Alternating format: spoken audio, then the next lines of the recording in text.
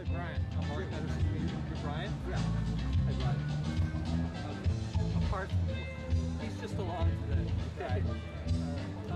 Tell me your name and where you're from. My name is Brian Chitwood. I'm from French Village, Missouri. French Village? Small town in Missouri. I was diagnosed with cancer last July, Hodgkin's lymphoma, and I was treated at Jefferson Memorial Hospital. Wow. And that's my stomping grounds. I went through 6 months of treatment there, and my doctor was a little foreign gal, Dr. Salem from Lebanon, and she seen that I was in severe nausea and pain from the chemotherapy treatments, and she prescribed me several medications that was paid through by my Missouri Health Net card, and I took these medications prior to treatment and after treatment. One pill was as much as $115, and you take that pill one time for 3 days, which was supposed to help with the nausea.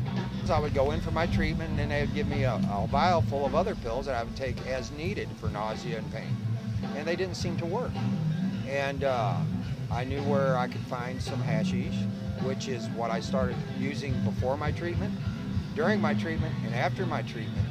And my recovery from the chemotherapy generally lasted 8 to 9 days before I started smoking the hash. And after smoking the hash, it dropped to 4 days of recovery. The nausea was not nearly as bad. I used to weigh 230 pounds. I dropped to 160.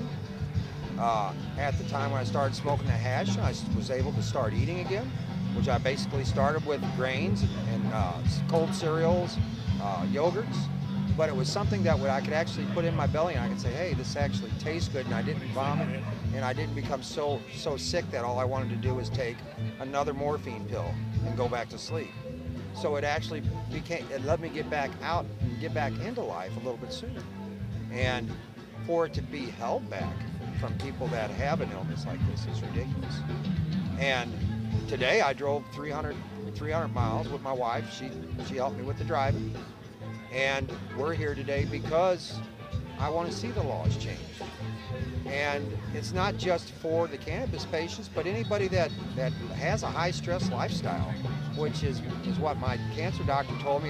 It's hereditary, stress, and diet that generally causes cancer to form to begin with, or bad habits. And what I learned as I fought this cancer was my lifestyle was full of stress. I worked 15 to 18-hour days, 6 days a week. I have nerve damage now from the chemotherapy drugs, so I get a very nervous, bad feeling a lot of times, and the only thing that really helps is a few puffs on a joint, which I switched to a vaporizer for harm reduction, and that was an out-of-pocket expense I really couldn't afford, but on me and my wife's 26th anniversary, she took me out and she bought me one, and that's basically what I use now.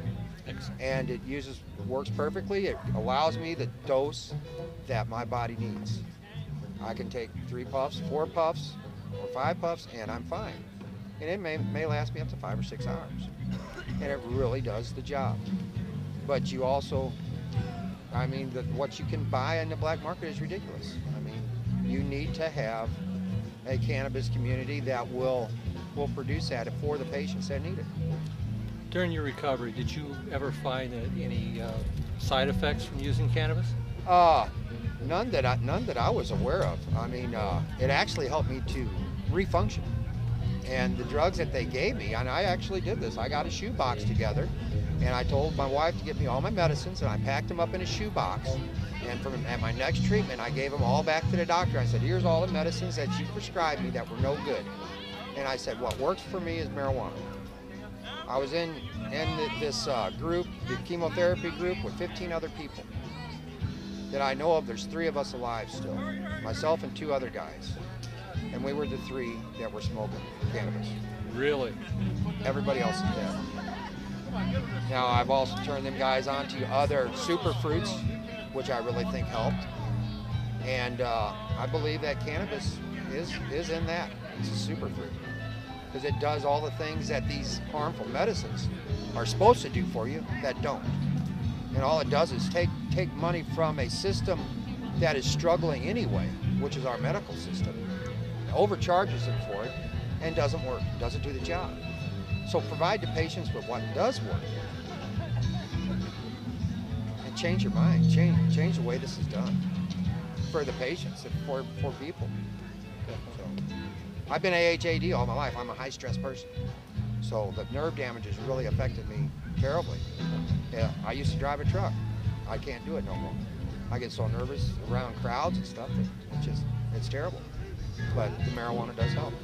You seem to be doing great right now, man. Well, I'm down here really for something I really truly believe in. It's excellent. So Thank you so much, buddy. Thank you, Mark. Really appreciate you making a appreciate stand that. for us like this. I wouldn't. That's why I'm here. Excellent. It was worth it. Thank you. Nice meeting you too. Nice meeting you, buddy. If you could, please, on the paper here, if you could put down your name, some contact information.